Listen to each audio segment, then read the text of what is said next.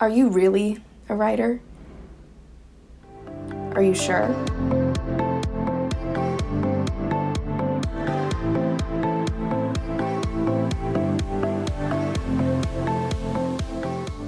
Every writer feels imposter syndrome at some point. It's unavoidable. Either we worry that no one will like our writing, or even worse, we wonder if we should even be writing in the first place. Because we're creatives, our identity is tied into what we create.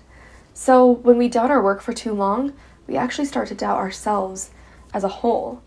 And science shows that if you believe an activity or behavior goes against your identity, you're less likely to do that thing. So one of the most dangerous questions a writer can ask is, am I really a writer? Because what happens if the answer is no? I hear a lot that born writers have certain traits, like things that qualify them as destined to write.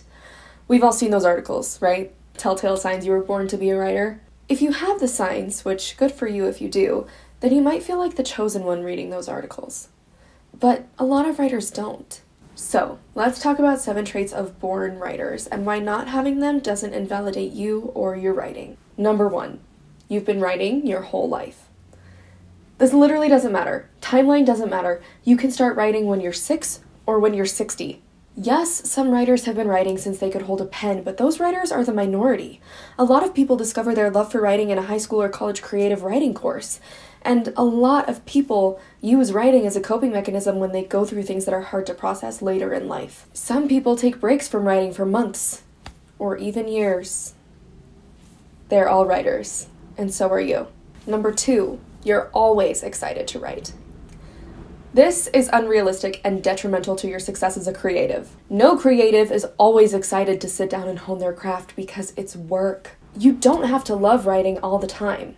Actually, you're allowed to hate it, and you might hate it if you push yourself to the point of burnout and exhaustion. Personally, the writing stage is the toughest part of a project for me. I would rather be plotting or developing characters or editing, yes, editing, than actually sitting down to write because it's hard work. It's emotionally draining.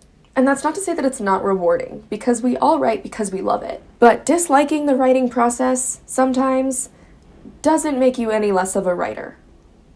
It actually probably makes you more of a writer, because no writer is always excited to sit down and write. Number 3, you love reading. Stephen King once said, if you don't have the time to read, you don't have the time or the tools to write. Simple as that. Thanks, Stephen King. I guess I'll just quit. I think maybe he forgot that different kinds of people exist and also that different kinds of media exist. You can sit and watch a TV show and get just as much or more from it than reading a book. Because writing isn't just about pretty prose and getting it perfect the first time. That's what editing is for. What you need for a great story is some kind of structure, some compelling characters, and some belief in yourself, which you can't cultivate if you're bullying yourself all the time for not reading as much as you should. Reading takes a lot of time and energy, and there's no real writer's club with a bouncer who's going to kick you out if you don't read. So stop doubting your identity as a writer and the quality of your writing just because you don't love reading or read all the time. Number 4, you're an observer. I think this comes from the idea of mindfulness, which is a good thing. Love mindfulness. It's true that details are easier to write when you're paying attention to them in real life. Character voice is a great example of that. That being said, so many writers are constantly in their heads. If you're like me, you have images of scenes and characters, or even sounds from scenes and characters just running in your head all the time. Also, anytime I leave my house, I'm listening to a podcast, watching a YouTube video, listening to music, doing something. I have to have something in these ears. I try to have moments of stillness, but I cannot be like that all the time. I don't always stop to watch everything around me, and you don't have to either. The brain is actually really good at filtering which information you need and don't need. You take in so much information a day, and like the majority of it, your brain's just like, I'm not gonna deal with that. Kind of a survival thing. And you don't even know that your brain is doing it. So if you're one of those people that's like me and you're like, oh, his shirt was green today, that's okay. That's okay. You're still a writer. Number 5, you're a critic. It is helpful to analyze the stories you see in books or movies, whether they're good or bad. Doing this will help you see the story structure and development of everything you take in. I personally enjoy studying the stories I consume, but that might not be for everyone. Again, we all have different personalities. And writers wear a lot of hats: creator, writer, editor, consumer, to name a few. And you can't always have your critic hat on. That's exhausting. Sometimes you don't want to pick something apart, you just want to enjoy it. And that's allowed. Number 6, you prefer to be alone. I'll say it again. Different personalities.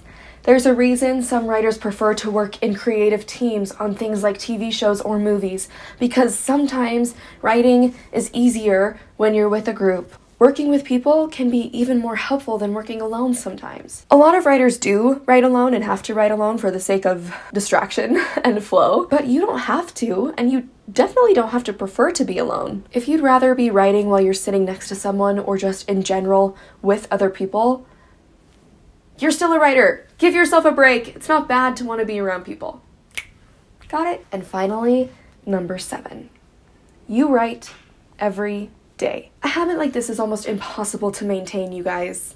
There are so many successful authors who spent months or years writing once a week because that's all the time they had. I mentioned earlier that some people take breaks from writing because I did. My whole 4 years of high school, I didn't finish any of my creative projects, and I definitely didn't write every day. But I was still a writer because I had stories to tell, and they didn't go anywhere while I was doing other things. Life is an endless merry-go-round of priorities.